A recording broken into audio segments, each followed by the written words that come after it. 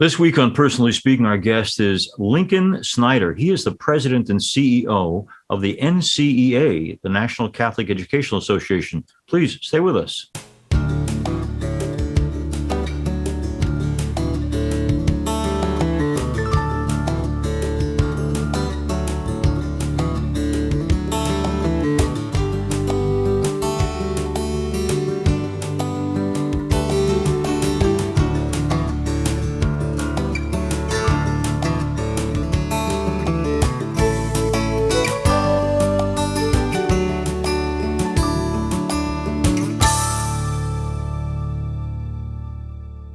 Hello and welcome to Personally Speaking. I'm your host, Msgr Jim Lisante.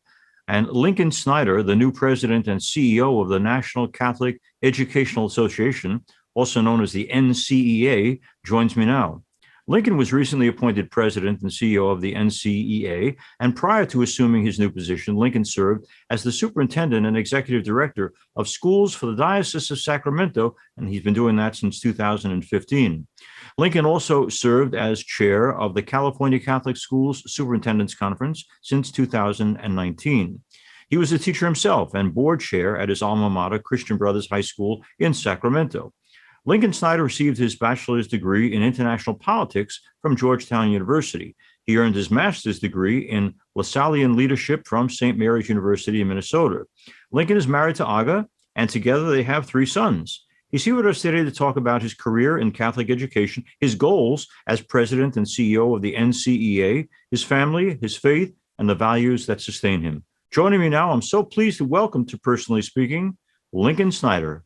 Lincoln, first question may seem a little unusual, but I'm going to ask it anyway. What were your parents thinking in deciding to name you Lincoln? Great question. It's actually a family name. I can't come from a long line of patriots who gave their sons presidents' names. And so my great-great-grandfather was Abraham Lincoln Hart Sr., and he was the son of Benjamin Franklin Hart. And so I think recycling presidents' names was just a family tradition. Now, these three sons you have, did any of them get the name Lincoln? No, they didn't. My wife is Polish, and one of the joys of naming our sons is we had to go through the litany of the saints and find names that would work equally well in Polish and English to make sure that both sets of grandparents were happy. So no, that we have sons with non-presidential names. That's good. So we're breaking a trend here. Now, for our folks around the country, around the world who listen and watch this, when I say, as I did in the introduction, that you're the president of the NCEA and chief operating officer, chief executive officer, chief executive officer. What does it mean, NCEA? Tell us about the organization, because I'm presuming most of our folks listening and watching might not be that familiar with it. Certainly. So the National Catholic Educational Association was founded in 1904, and it is actually the country's largest educational association. So we are the member association for all Catholic schools nationally. And nationally, there's about 6,000 Catholic schools that have 1.7 million students total enrollment, preschool through 12 inclusive. So we're the umbrella organization for all of our Catholic schools. Now, Lincoln has shared with people who have asked him before, and I want to follow up on this, that one of his goals, he says, is to celebrate heroes and growth. Lincoln Snyder, tell us what you mean by that.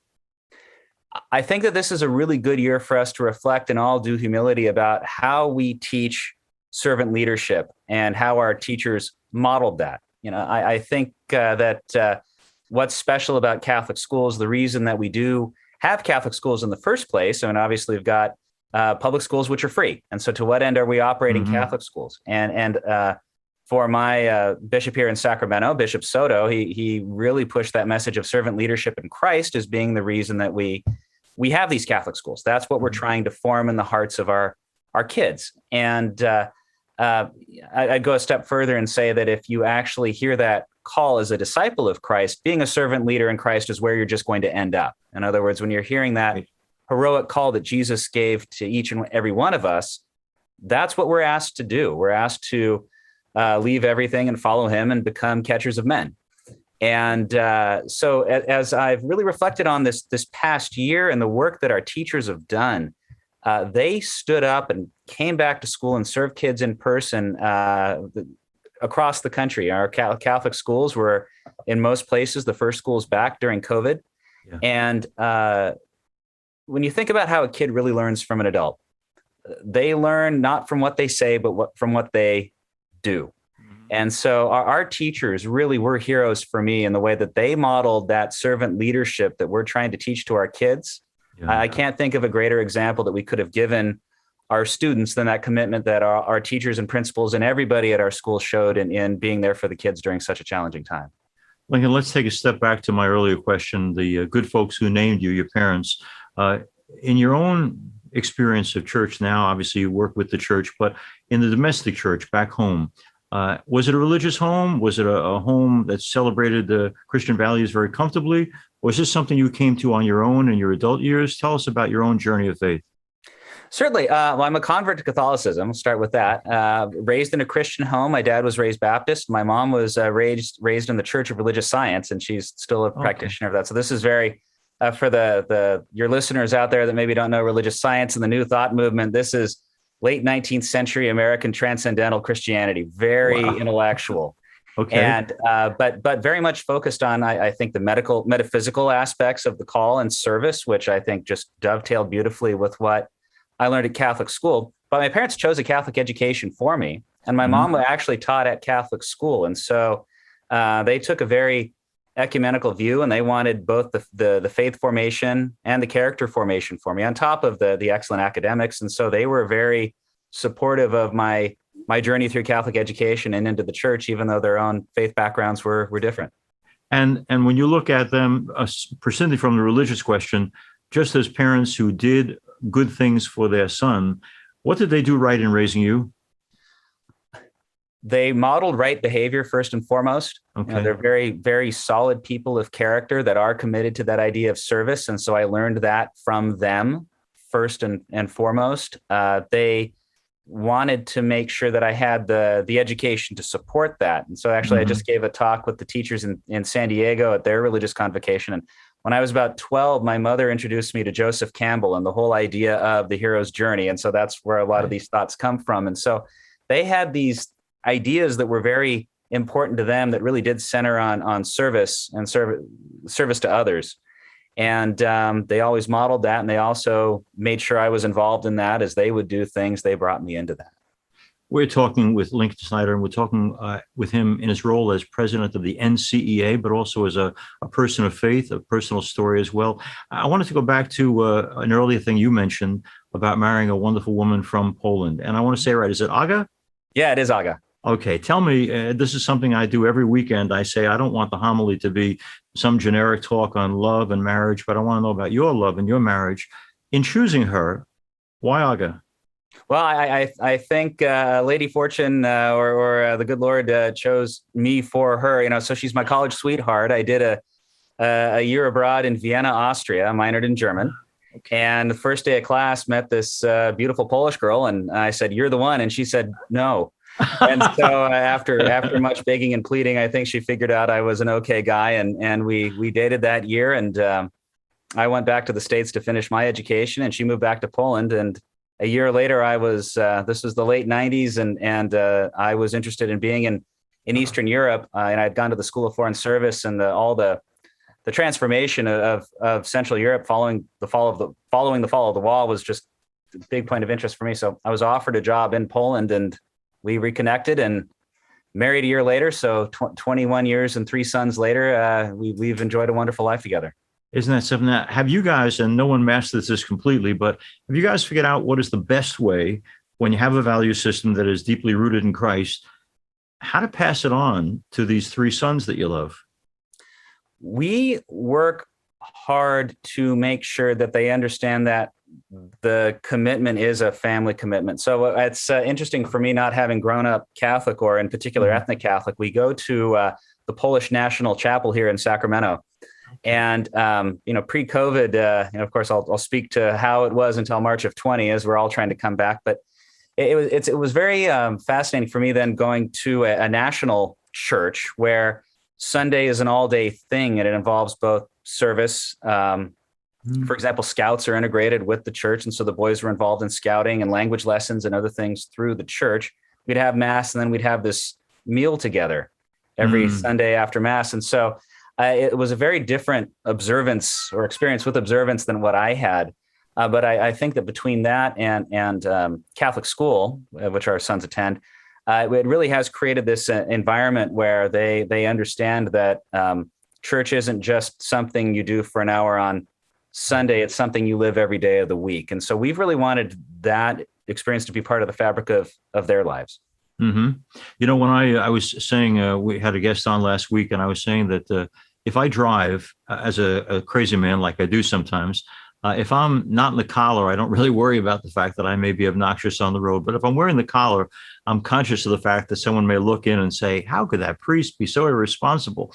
I mention that because you're in a very public role, representing an aspect of the church. Is it hard to live that standard all the time, where people will judge or evaluate you on the basis of you being a spokesperson for an organization that calls us to live good and holy lives? Yeah, I certainly have had that sense since I took the superintendency, but especially over the last year and a half since I became more of a media presence, for lack of a better term, here in Sacramento. It is very humbling to have somebody walk up to me in a supermarket and say, "You're the guy that's got the kids back in school, and good job." Or, wow, okay. I've explained to my sons that when they're wearing their school uniforms, they're representatives of their school, and I have certainly a uniform I put on myself, so to speak, every morning as a representative of the church. One of the things that Lincoln Snyder is going to have to deal with is being, it says in his job description, an advocate for the church, and particularly for Catholic schools. Two things I was wondering how you would handle in terms of the challenge. I noticed that in Europe, certainly in Germany for sure, that the state will allow tax dollars to be used to support Catholic education. Not so here. Do you have any hope, first of all, that things might change, where either state or federal government might be aware of the fact that Catholic schools play a vital role in the life of the country, and that helping them not to sink would be something that's an advantage for the whole nation? We do make that case. So one of the things that the NCEA does is public policy. We work with the USCCB, the Conference of Bishops, who they are the ones that actually oversee the public advocacy and lobbying side of everything. But we collaborate with them in providing them data. Catholic schools are incredibly important to the fabric of this country. And a number of states do allow things like voucher programs or other form of support. So we estimate that 38 of the states have some sort of school choice legislation in place. And that could be in some places like Indiana, for example, there is a voucher system.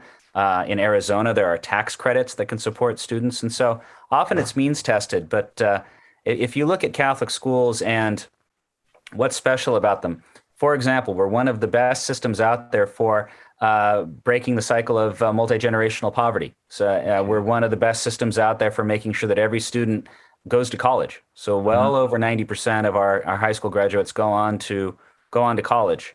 So we know that we teach a certain resilience and a certain ability to exist in the world that helps kids get better and progress and succeed. And we have been blessed in a number of places to receive support through things like tax credits or vouchers to get the word out. We don't take it for granted, by the way. We know that in a number of states where there are voucher programs, the schools haven't taken full advantage of that. So we have that conversation too. We're being given this support. How do we make sure that parents are aware of this option and could opt into it if they so choose?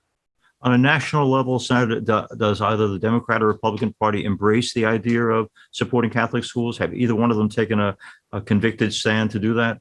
We've seen bipartisan support and also bipartisan challenges state by state and at the national level. As the church, we focus on issues and not parties as such. Yeah. But luckily, we work hard to maintain positive relationships on both sides of the aisle and just make the case for why we are important to the fabric of this country.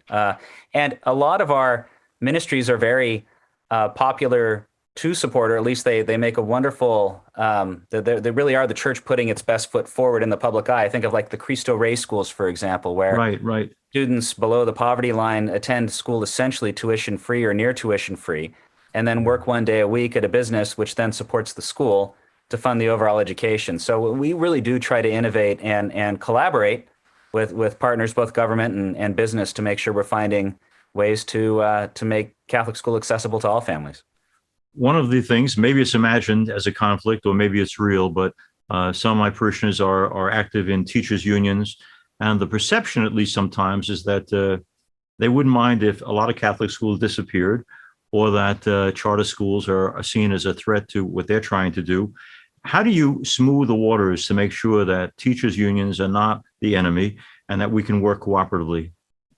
Certainly, church teaching is not anti-union, and we have a number of schools in different jurisdictions across the states that are unionized. And so here in Mhm. California, for example, I was as a superintendent here, as we were working on policy issues, we collaborated with the California Federation of Teachers, which was the union that represented teachers in 2 of our 12 dioceses in the states, where we did have high school teachers who were organized. This is not an antagonistic relationship. We want to make sure that we are being certainly transparent with the state and with collective bargaining about what we do. Most of our teachers aren't organized, but we've always worked hard to have a collegial relationship with collective bargaining where it's appropriate. Now, you've worked for the last several years, at least, in the Diocese of Sacramento. So, for the folks around the country who are not familiar with the makeup of that community, what kind of folks are you working with there? What's the ethnic and otherwise broad church that you're serving in Sacramento? The Sacramento Diocese is actually much larger than the city itself. So this diocese covers 43,000 square miles in Northern California. It goes all the way from the East Bay area across to Lake Tahoe and then north to the Oregon border. And it covers 21 counties and over 1 million Catholics. Okay. And so geographically, it's a very large and very diverse diocese. Half of the Catholics are of Hispanic descent in our diocese. So it's and Sacramento is actually usually near the top of the rankings of the most diverse large cities in the United States. And so as superintendent here,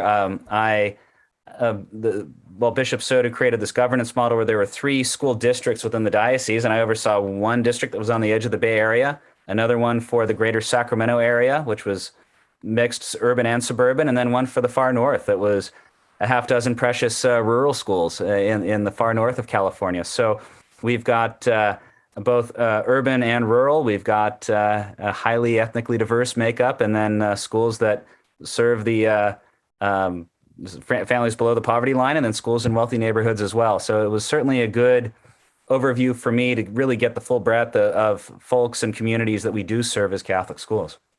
Lincoln Snyder is president of NCEA, National Catholic Educational Association, and I wanted to ask you a question way off the issue. Sure. But one of the first times I even heard of you was through our 2 or 3 interviews that we did with a guy named James, who happens to be your brother. And I just happened to have brought along here a wonderful picture of one of his many visits to our studio here. I mentioned that because the guy is an incredible Broadway actor and sings and dances like no one's business. Lincoln, were you given the gifts of being able to sing and dance? I was not. So James has a 4-octave range, and I've got a 4-note range. I was a competitive ballroom dancer in college, so I guess he and I overlap in that area. But otherwise, I went in the direction of oratory, and he went in the direction of acting. It is a great, great actor. Is he back in Harry Potter yet? They're headed back. So Broadway was one of those industries that was just completely laid low by COVID. And so one of the blessings of all this was I did get to spend better part of a year with James being back here in California. So he and his wife and 2 kids were back in the community where we both grew up. And so I got to see more of him selfishly. But, of course, we're thrilled that Broadway isn't moving in the direction of reopening. But it's going to look a little bit different from whatever Harry Potter is going to be coming back, I think, in a slightly different format, but reopening. And I think, like everybody, they're happy to be moving toward resuming business as usual. Well, he's a big fan of yours. In case you didn't know, which I know you do know, but he said, you have to interview my brother. He's this great guy. And, he's Catholic, I said, well, you're a Christian. We'll take you, James, And he had an interfaith marriage, which we talked about, has an interfaith marriage, which we talked about. That's widespread, that experience, people marrying folks in other religious groups. But great guy, great talent. And I'm glad there's only one great singer. You have other talents and gifts. God works that way. He makes us one at a time. Lincoln, one of the first interviews I did a long time ago was with the film director, Frank Capra. And certainly my favorite film, maybe yours too, is among them is It's a Wonderful Life. And the challenge to George Bailey, according to Capra, is discouragement. and how it's in fact worse than a physical illness because it can take away your spirit of hope. I was surprised when I read a piece in the Brooklyn Tablet where they interviewed you. I hadn't realized that over 200 schools, Catholic schools, had closed in the past couple of years in the United States. Does that discourage you? And what's the route back to keeping the schools open that are open and maybe even opening a few new schools?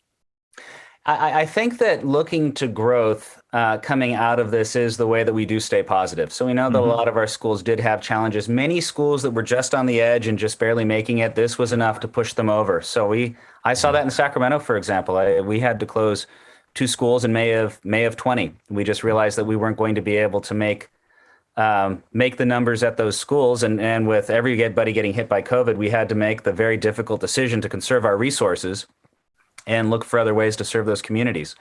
There's also an opportunity for rebirth out of that. So in Sacramento, for example, with one of the schools that we closed, we were able to get all those kids into neighboring schools. And then those neighboring schools grew after COVID. So we actually have more students in the 3 schools than we had in total in the 4 that were operating pre-COVID. Yeah. So we know that schools open and they close, and sometimes demographics change and neighborhoods change and needs change. I think the important thing for us is, as the NCEA and as Catholic schools, to say, okay, where is the need and how do we look to serve the children of today and tomorrow and not simply try to operate schools where we had them in 1960.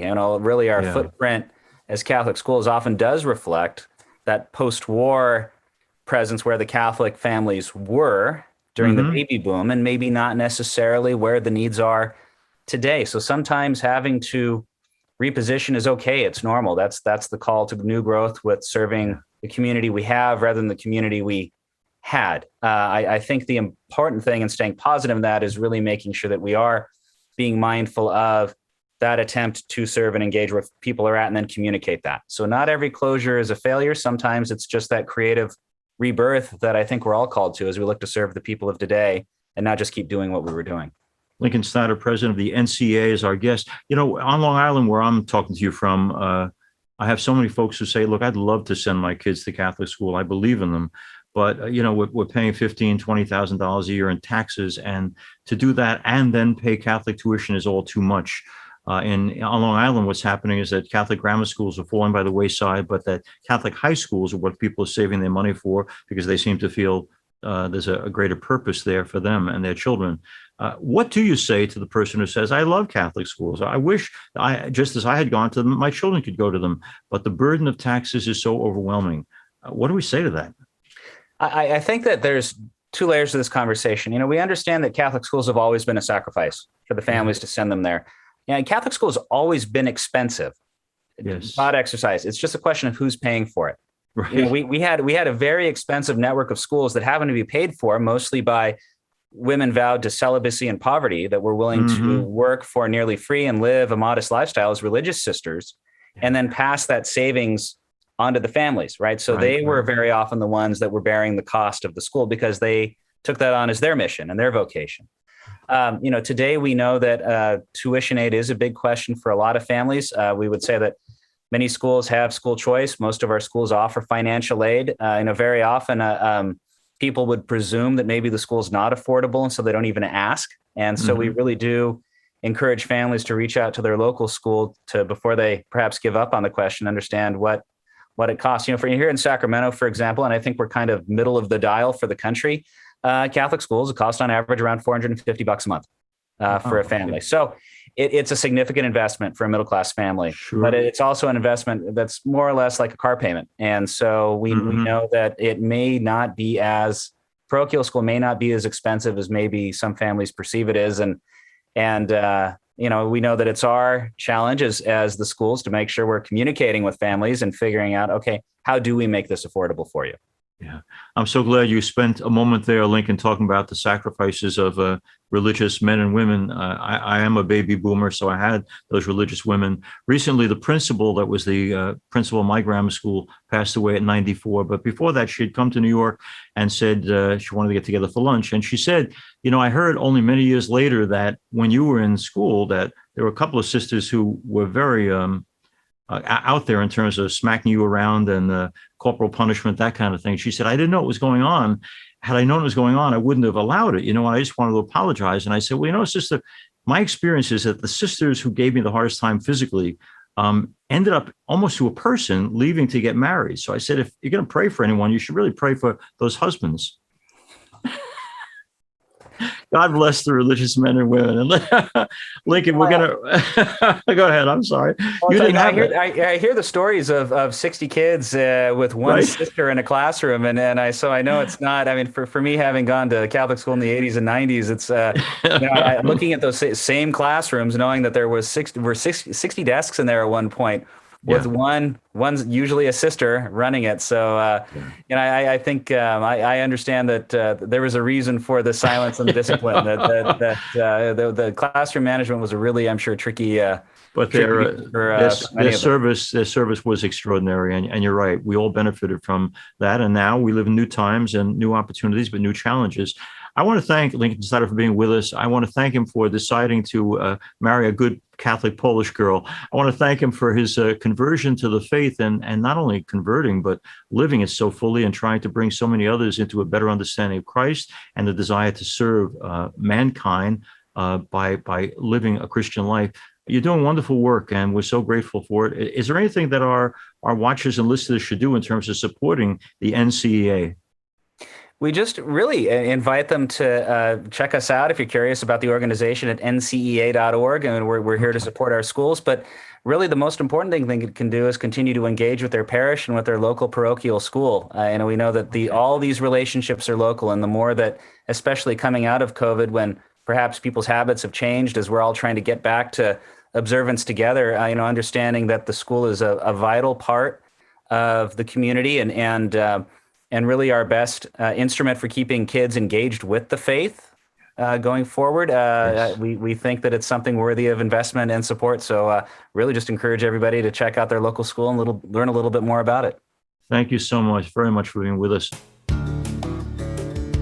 As we end today's program, I want to thank you all for being with us. If you have any comments or questions, you can reach me at personallyspeakingpodcast@gmail.com. Personally Speaking is also on YouTube. Just go to Personally Speaking with Msgr Jim Lisante, and don't forget to click like and subscribe. You can also get our podcast at personallyspeakingpodcast.buzzsprout.com, or go to www.closeencountertv.com, or go to www.ollmp.org. Personally Speaking is also on Facebook at Personally Speaking with Msgr Jim Lisante, and we're also now on Instagram at Personally Speaking Podcast. Please share and let others know about Personally Speaking. I'm privileged to serve as host and executive producer of Personally Speaking. Our producer is Lisa Jandovitz. Thanks so much for joining us. We'll be with you again next time on Personally Speaking.